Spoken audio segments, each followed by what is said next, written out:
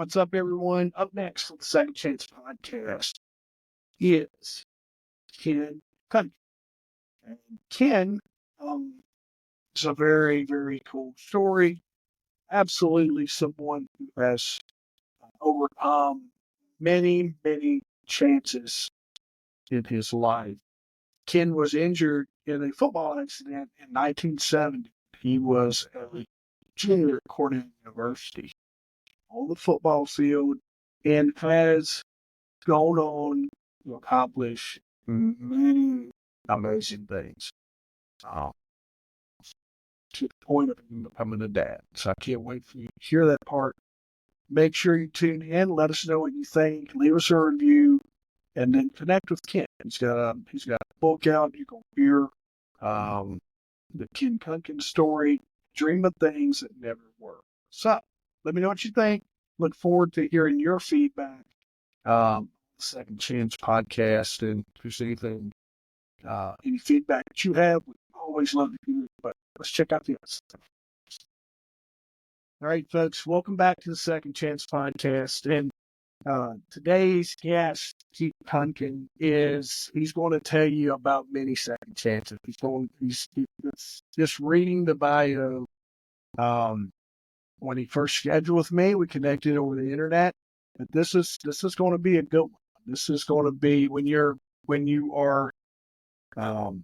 feel like you're having your bad day. I feel like Keith's going to be able to give us a really unique perspective. He is a man whose life story is a testament to the power of resilience and determination. In 1970, Ken suffered a devastating injury while playing football for Cornell University, leaving him almost completely paralyzed from the shoulders down. But that didn't stop him. Ken went on to complete not just one, but 4 degrees, including a law degree, and served more than 40 years as assistant district attorney, becoming a deputy bureau chief in Nassau County. It's amazing. Ken's journey is nothing short of extraordinary, proving that while we can't always control what happens to us, we can absolutely control how we respond. Today, Ken is an advocate for people with disabilities, serving on board of directors at the Viscardi Center, an organization dedicated to empowering those with disabilities. He's also an author of inspired memoir, I Dream of Things That Never Were, the Ken Kunken story, published in 2023. Ken, I don't think I can do your introduction any justice. With a man of all your experience in going through the life and living the life that you have. So I'm just excited to turn this conversation over to you. Your story is remarkable, and it's remarkable, marked with resilience and determination, which is what we focus on a lot podcasts, and the inspiring stuff that I try to do. Can you share what motivated you to keep pursuing your education and career after your injury in 1970?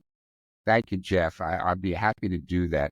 But first, let me just say that I never would have been able to do any of the things that I did without a lot of help from my family and friends, who have always been very supportive, very encouraging, and very helpful in every single way that I could have ever imagined. So, just to respond a little further to your questions, when I was injured and I was in the hospital, I felt like the hospital staff, as well as others, gave me very little hope that I would ever be able to lead a useful, productive, or rewarding or happy life. And it seemed that the best of medical professionals ever thought that I would someday be able to do would be to sell magazine subscriptions over the telephone. Now, I believed I could do a lot more than that, because while I had a significant physical disability, my mind was still intact, and I believed there was a lot I could do if I went back to school and got the best education possible.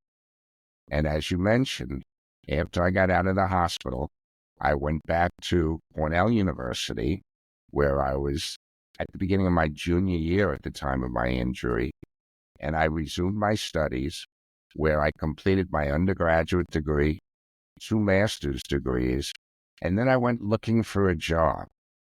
And I was really surprised that now with basically 3 Ivy League degrees, 2 master's degrees, I still had difficulty finding employment because it seemed like back then everybody felt that I was just too disabled to work. Now, I knew that I could work and make a significant contribution to whatever organization hired me, and I was determined to keep looking for a job until I secured employment.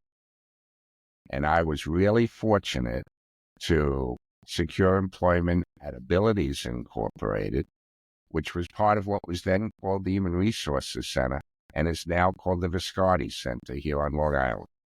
And they work for helping people with disabilities not only secure employment, but to get training in appropriate fields, to get education in appropriate areas, including they have a school for people with disabilities all the way up from preschool through high school, right?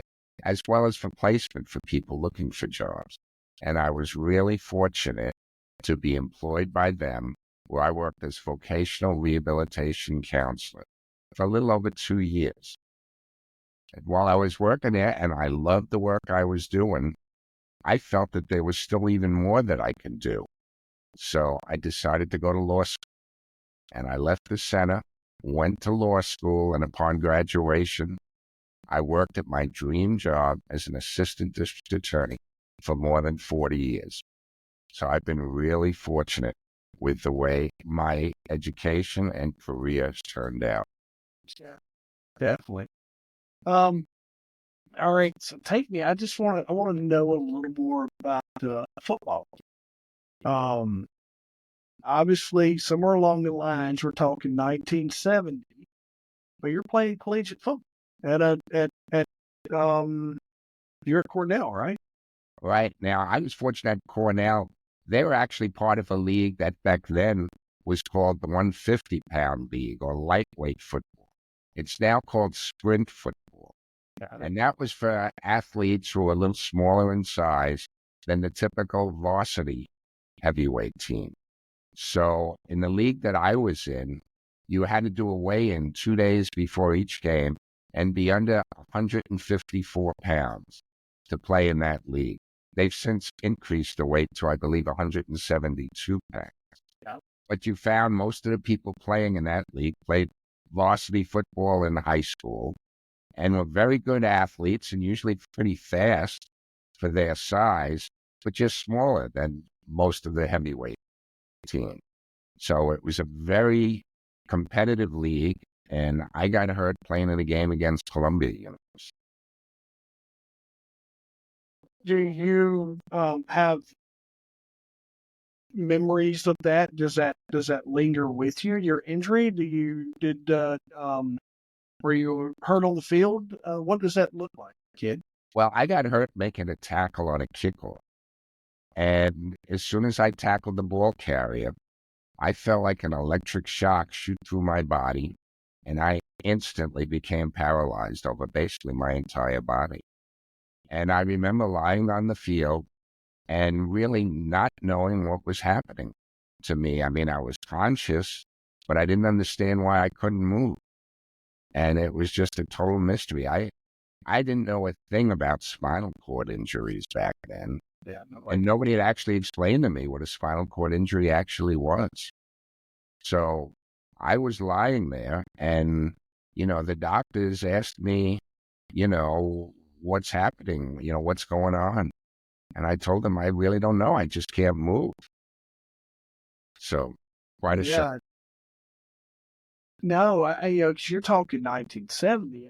I even, injury wise, since we've progressed so much in my time, but just know, and I use the example, my grandma at 86, my grandmother leading up to 86, 84, 85, she had dementia and Alzheimer's, and I grew up in a rural area, nobody knew what that was. So when you look at just trying to treat in general, um, knowing what that spinal injury was, is I can see that being a lift. You're in school, this is working on your first degree. Am I right on that, kid? When you Right. get Just started my junior year in yeah. college. I was majoring in industrial engineering, and it was only a few weeks into my junior year that I was injured. What? And just for the sake of, I can close you and I can close this out. Like man, just amazing story. When you're laying on that field in the weeks, few months that lead into that, where are you at? Where's Keith at in 1970? A few months into your junior year, and life just changes, and it changes very abruptly to you in a time when we don't have the medical resources, and don't have us access to motivational content. But where do you go at that point in time, Ken? Are you like, I'm going to beat this, just get out of the way, or do we kick the can? It's really difficult to think back to what things were like back in 1970 in dealing with the medical profession.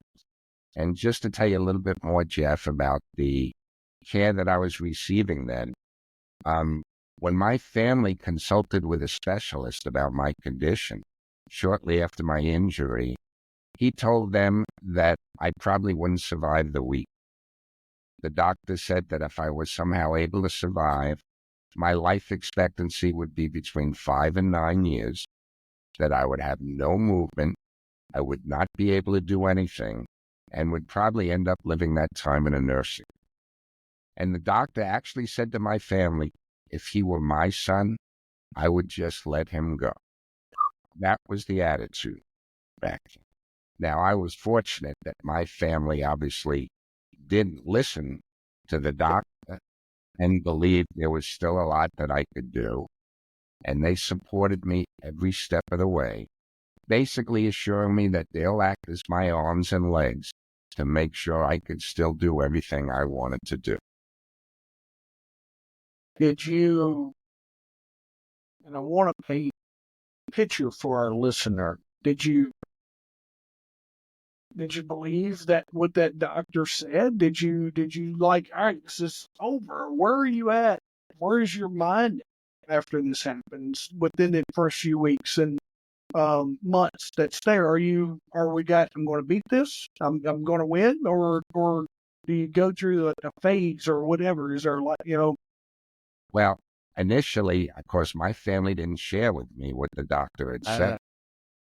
In fact, the doctor was telling me very little about my condition. They didn't even tell me that I injured my spinal. All I knew for weeks is that I broke my neck.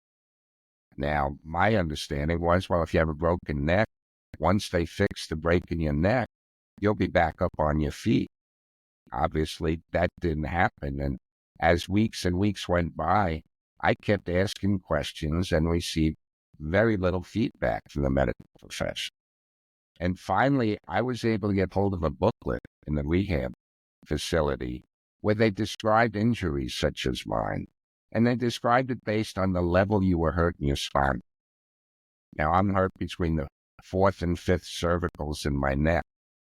And when I looked at this pamphlet, and I had somebody needing to turn the pages for me because I couldn't do it myself, they gave a description of what type of movement you would have. And it's very little movement. I have a little bit of movement in my left shoulder and my arm, but nothing in my fingers or wrist. And my right side, I could shrug my shoulder a bit. And they described that in the booklet very accurately. And they had an indication of what type of sensation I would have. And I only have sensation a few inches below my shoulders and up. And that pamphlet described that very accurately. And the pamphlet described how it would affect my bodily functions, how it would affect my breathing and my bladder and my bowel control. And it was very accurate. And then they had a page on what type of careers I could pursue. And the only thing I saw was that someday I may be able to sell magazine subscriptions over the telephone. That's the basis of knowledge that I had to work.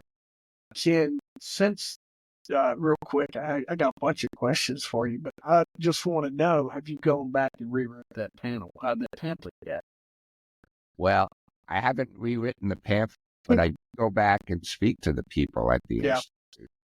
Um, as it turned out, um, I had the opportunity after I started working at the district attorney's office, after I worked for a while, to actually be admitted to the United States Supreme Court Right. as an attorney. And I could remember sitting before all 9 justices on the United States Supreme Court when I was being admitted and thinking to myself that the next day I had been asked to be one of the speakers at the 50th anniversary celebration of the rehab facility that I had been a patient 26 years early. And I couldn't wait to tell them about my day in the Supreme Court. Yeah. And to tell them how important it was to keep their expectations high. Yeah. Because people's performance often rises and falls based upon what others expect. And it's so important that they keep their expectations high for their patients, as well as people themselves to keep expectations high for what they can accomplish. And that's a message that I wanted to get across to everybody that I come in contact.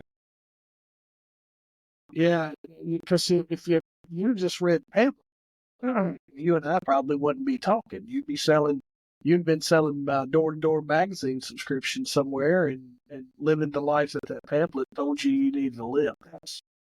Absolutely. But I might add, at that time, not only couldn't I write, I couldn't even turn the pages of the pamphlet. I will say your magazines, you got to read it yourself, right? So but I think there's a story within itself of just your mindset of how that hit. And I'm not going to be what you're telling me I'm going to be. I'm going to go on and do these amazing things. And like, you've earned 4 college degrees, which is by far impressive. But what role did education play in your personal recovery and just your development? What did that? Are we having this determined I'm going to go do this, or was it interesting? What did you tell me about it? Why did that give you your purpose you were looking? I have to say that I got to go back to my family. Basically assure me there's still a lot I can do. And I knew that while I was so severely physically limited, in order for me to have any chance of being successful, I had to make the most of my mental abilities. I knew I needed to return to school and get the best education. So to me, it wasn't much of a choice. I knew I had to do this in order to have any chance of being successful. And I was fortunate that I had a lot of encouragement from my family and friends to do exactly what I did. That's awesome. Where's your 1970-ish? Now we're approaching into the 75, probably. What? Just for our listener, and I grew up. My stepdad he's been on crutches since '74, so I know about ADA compliant a little more than some folks do, but during this time, it's a lot of your businesses and facilities are not exactly these masterpieces of ADA compliance now. What kind of unique challenges did that present to you while you're trying to get your education? I'm glad you brought that up, Jeff. By ADA, I just want to make sure everybody realizes you're referring to the Americans with Disabilities. All right. One of the reasons why I mentioned that is I worked as an ADA on Long Island as an assistant district attorney. But the Americans with Disabilities Act has made an incredible change in so many people's lives. And that was actually signed into law around 1990 with, changes in terms of making facilities more accessible to people with disabilities to take place around 1992. Well, I went back to school in the fall of 1971. Yeah. And at that time, when I went back to Cornell, it was basically totally inaccessible. I mean, Cornell is located in upstate Ithaca, New York, on a very hilly terrain. And just about every one of its buildings had steps in front. And when I went back to Cornell, there was not one ramp or curb cut on the entire campus. One of the classes that I took, which met 3 times a week, was located in a building that had 16 steps in front of it. And my dorm room was in a building that had 10 steps just to get in. So on my first day of classes, I had to be either pulled up or bounced down close to 100 steps just to attend my first day. So I have to add, I had a lot of help from my personal care attendants and my fellow classmates because I couldn't use my electric wheelchair. I had to be pushed and pulled and, pulled up and down steps everywhere that I went. It's made a huge difference, the Americans with Disabilities Act. I've been up to Cornell since, and now there are ramps and accessible buses everywhere that you go. What a difference. Yeah, absolutely. So you're talking 20 years. 20 years before that, for the ADA law is, Right? if you, man, that's its own resilience. That's its own, man, and to get 4 degrees and to work through all that. When we say 4 degrees, we got a law degree, and then what's your other? Okay, I completed my undergraduate degree in engineering at Cornell. Then I got a master's of arts at Cornell in education. But then I continued my graduate education at Columbia University, the school I got hurt against, where I got a Master of Education degree in psychology. And I worked for a couple of years and then went to Hofstra University's law school. Now, Hofstra is located on Long Island. And I might add, Hofstra was one of the few schools back then that actually was relatively wheelchair accessible. And part of that was thanks in part to Dr. Henry Viscardi Jr., the founder of the Viscardi Center where I later worked, who was active in making that school more wheelchair accessible. What a difference going to Hofstra after I struggled with the steps at Cornell. Hofstra was well set up back then, but I didn't go there until I started there in 1979, 9 years after my injury. Yeah. But it was quite a difference because that was still well before the Americans with Disabilities. Yeah, absolutely. Man, I grew up mid-70s, but I was a little baby, right? But I remember, I can start remembering 79, 80-ish is when and 78 a little bit, depending on who I'm talking with, what aunt or uncle, but I just knew what times are like back then for myself. Right. Well, I went to law school 1979 to 1982. So again, well before the Americans with Disabilities. We don't have, in 70, that whole time period, we don't have the transportation in place that we do now. Our No. vehicles, No. and just I'm trying to paint that young person. I'm talking to kids right there. Right? I'm just trying to let them know, like, this kid is absolutely trailblazing his way through this thing. Because even just transportation and vehicles, it's Well, for years, I couldn't get on a bus or a train. Yeah. I had to be lifted out of my wheelchair like a sack of potatoes and try to cram me into the seat of a car without bumping my head, which almost always happened when they were doing it, which was really, really difficult. And then, of course, folding up my manual wheelchair because you couldn't take an electric wheelchair. Yeah. And it was really difficult going anywhere back then. Now, with the Americans with Disabilities Act, buses have been made accessible. There are taxis that have been made accessible. Trains have been made accessible. What a difference. Even airplanes now are trying to accommodate people with disabilities. It's a huge difference. Yeah.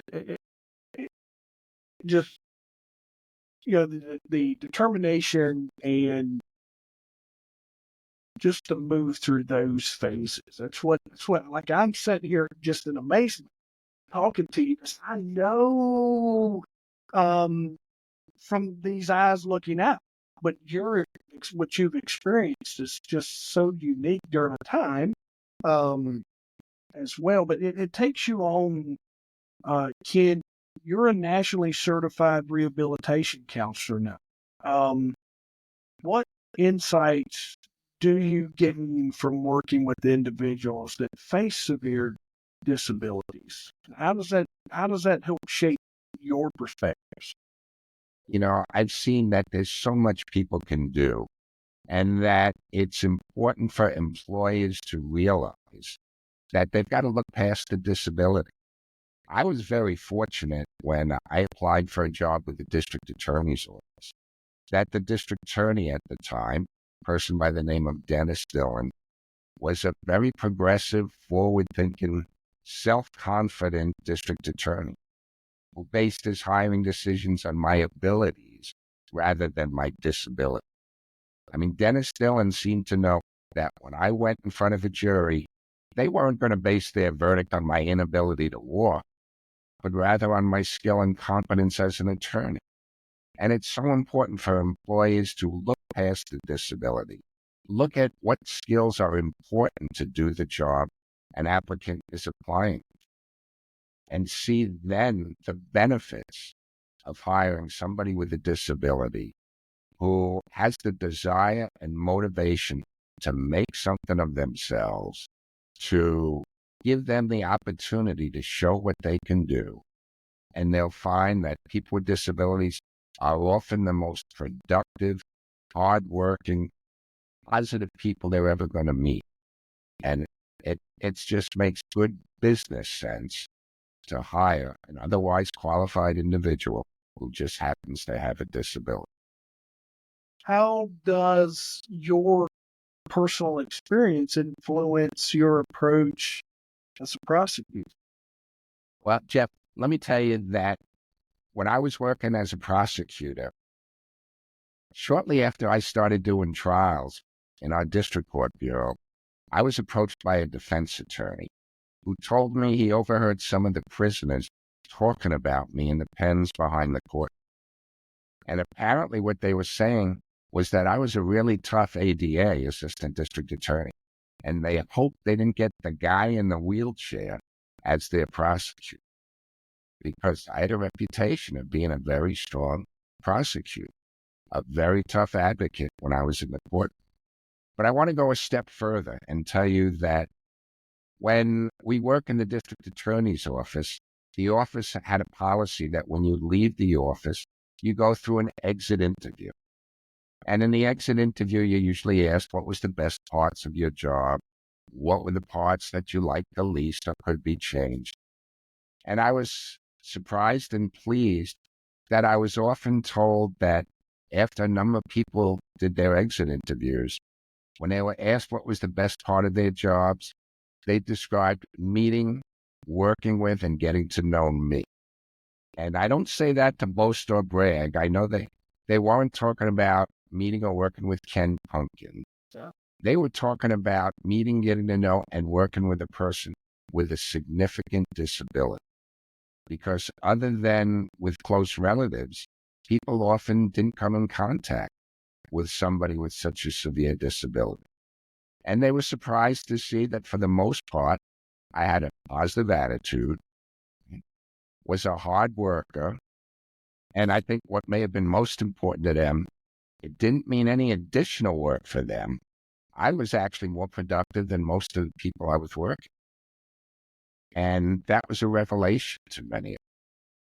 And I think the more people come in contact with people that have disabilities, they're going to realize that, for one, we're no different than anybody else in terms of what our feelings are, our opinions are, what our likes and dislikes, what we want to accomplish, and that we are productive members of society just like everybody else. It's hard for that defendant, or that person who's there on charges, to use some of the normal woe is me type arguments against it. Absolutely. It's it's hard. It's hard. It's hard to bring that up with you. I think that's really cool to hear that as folks are, when you look at the impact that you left, not only in the just criminal justice system itself, but with with that staff and the people that got to know you and the people that you inspired through your work. That's huge. And you mentioned you can't always control what happens, but you can control how you react. Um, is there a specific moment when this mindset helps you overcome significant obstacles beyond where you are now? Did you get to apply that mindset over and over again? Absolutely. I mean, obviously, I would love to be able to stand up out of this wheelchair and walk around and do so many things that I used to do for myself. That's out of my control. But what I can control is what my mindset is every day, how I feel about myself and about life, and what I can do with my life.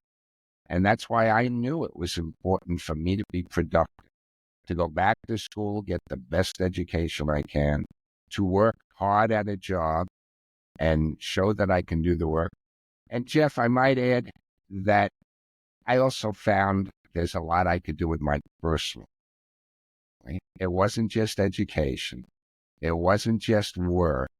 It was, I still wanted to do a lot of the things that I would have done had I not been injured, right? I wanted to go out, be with people, do enjoyable activities.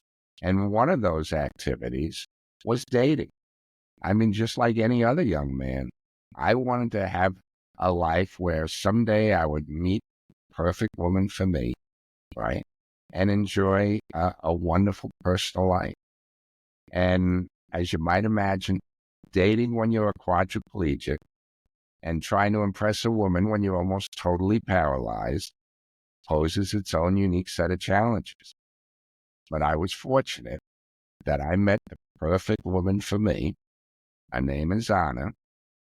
And it obviously took me a while before I met that perfect woman.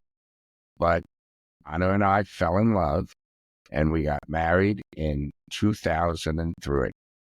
So we've been married now for more than 21 years. But my story gets even better because when we talked about getting married, Anna told me that she wanted to have my baby, not just a baby, my baby, which at the time really sounded impossible because at that time I had been paralyzed for more than 30 years and I was already in my 50s. So say you're in your 50s.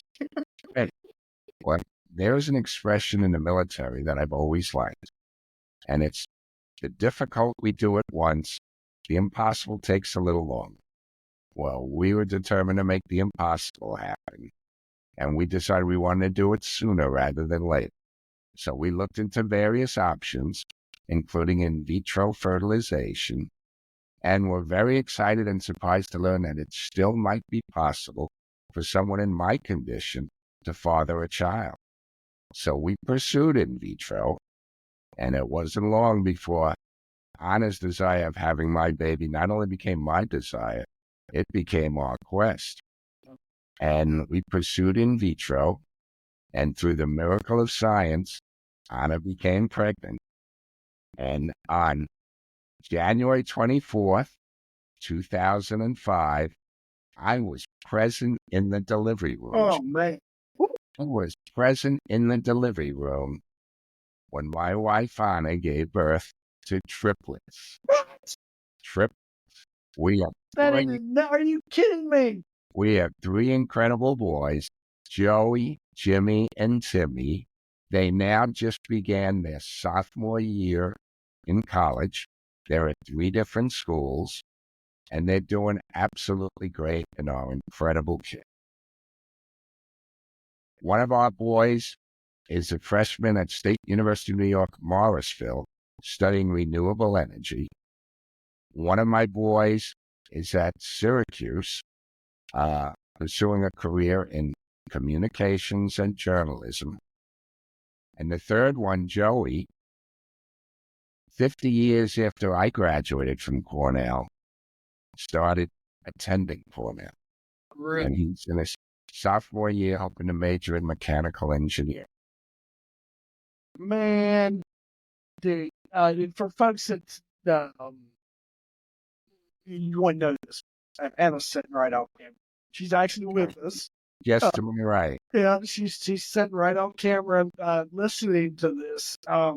Man, that's all right. So, a lot of times when you look at mental health and when you look at just what people do, their actions, and sometimes when people hit rough patches, the first thing that comes to mind is they want to, they off themselves are going to, suicide their way out of this bad situation or whatever. And that's where my mind goes with this.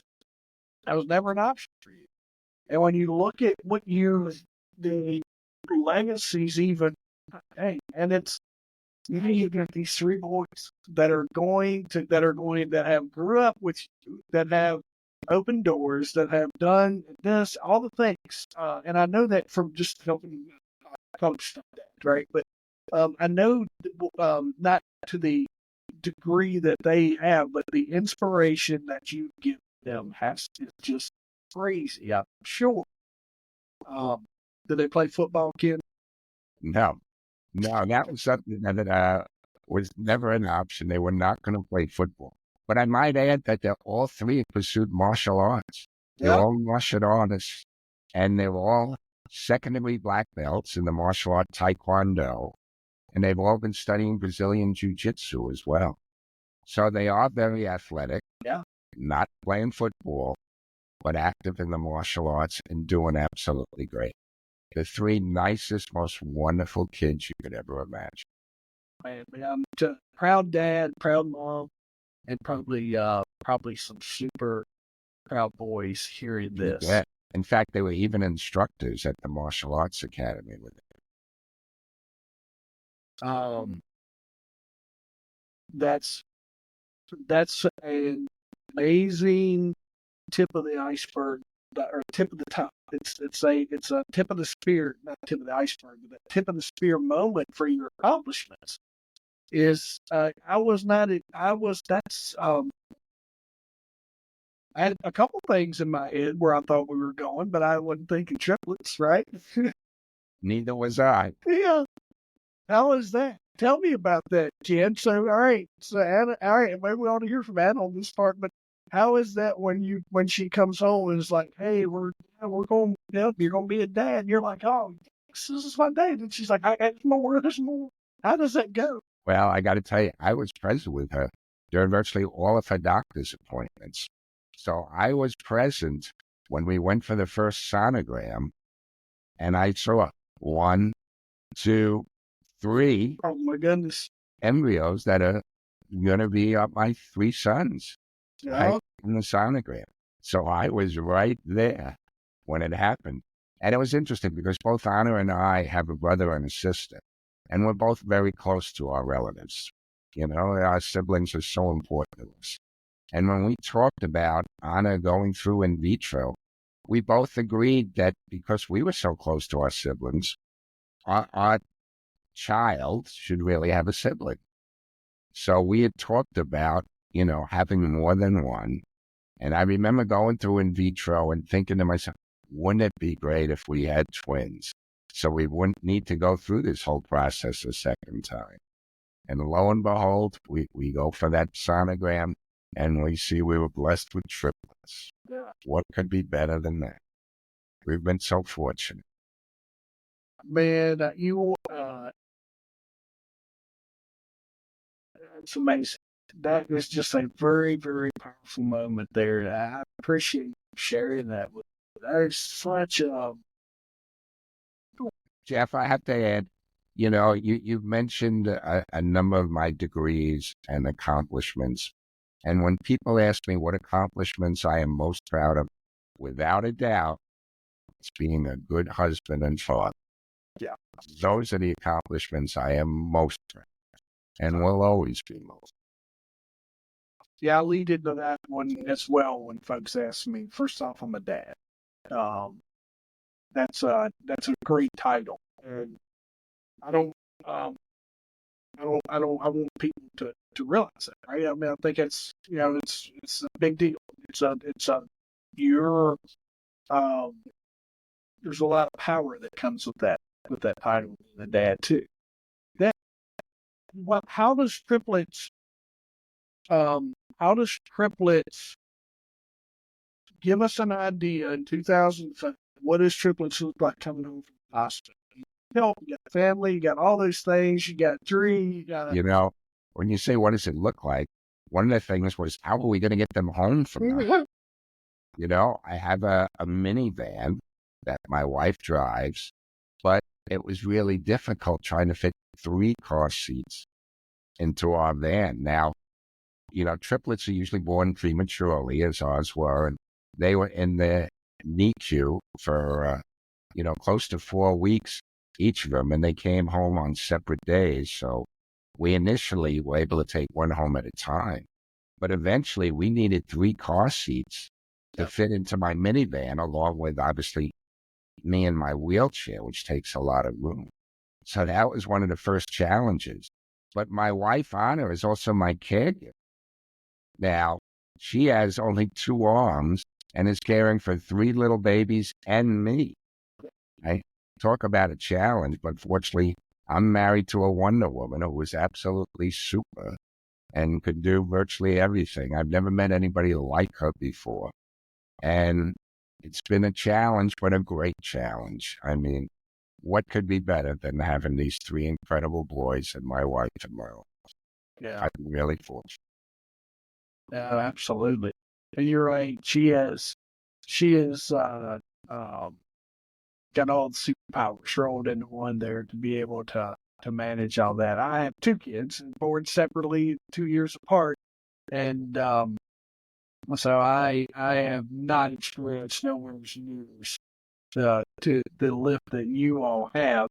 Um, the only question I think I'm trying to think about what my wife would ask is like, did Adam know that twin or triplets might be a possibility, or did that run in y'all's families? Actually, my wife has my sister has identical twins. But being that we went through in vitro, it was not a question of whether it ran in our family. We were just incredibly fortunate that we had 3 embryos that were viable. The doctor suggested we implant all 3 with the hope that maybe one would take. I got. And fortunately, all 3 took. And we just couldn't be happier. And all Well, 3 thank you worked for explaining out right away. how that works, Ken. Um, I needed a moment there for you to explain that. I got you now. Yeah. And all 3 boys are fortunately very healthy, very active, very bright, and very helpful to all of us, to me as well as, to my wife, and just great, great young men. Yeah, no, I appreciate you sharing that with me, but you're still doing a lot of work with the Viscardi Center, is that right? Right. I've been fortunate. I left the Viscardi Center in 1979 to go to law school.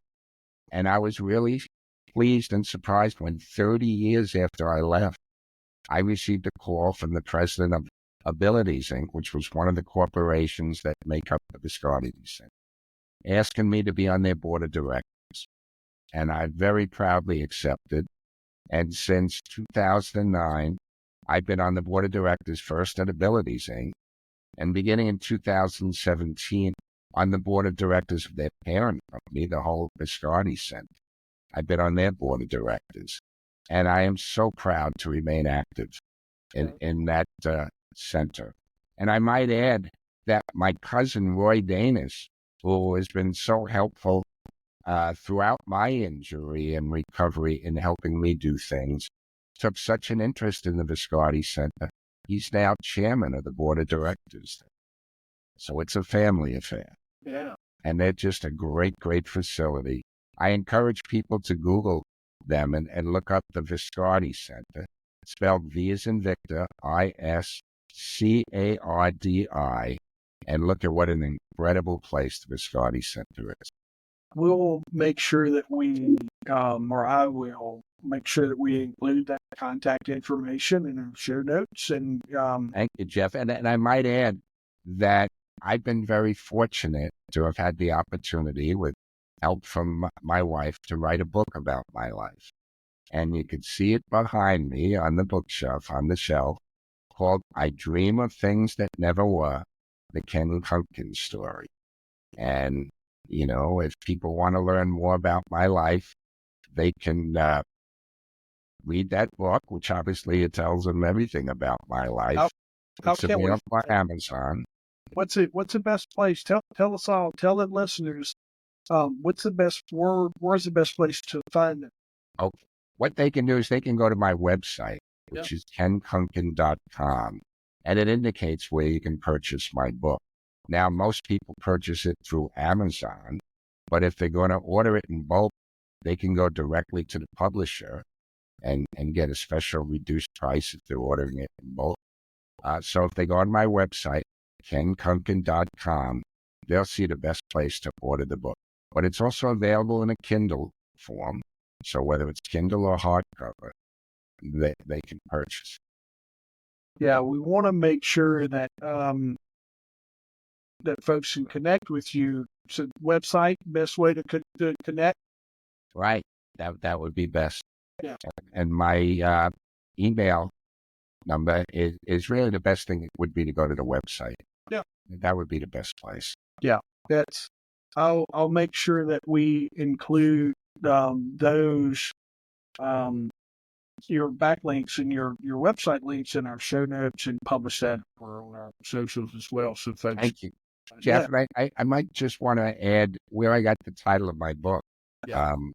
When I was still in the rehab center, I had the opportunity to testify before a United States Senate Health Subcommittee chaired by Senator Edward Kennedy. And 8 days after my testimony, Senator Kennedy sent me a glass paperweight in the mail that had an inscription on it that the senator said his late brother Robert Kennedy liked very much. And those words have always been very meaningful to me. And the inscription read, "Some men see things as they are and say why. I dream of things that never were and say why not." That's why I got the title of my book, I Dream of Things That Never Were. Man, yeah, I'm going to pick that book up myself. But we're coming up on, I have one question left, and you actually worked through a bunch of them just in our conversations, right? But I have one, um, and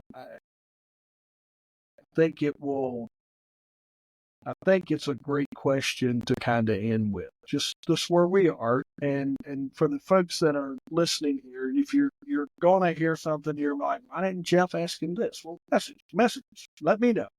I'll get Ken back on here, and to further the conversation and for things. But you also can go to his website and connect directly with him. But like I tell a lot of folks, if it's a question for the greater good, then let's do it. Let's get it out there.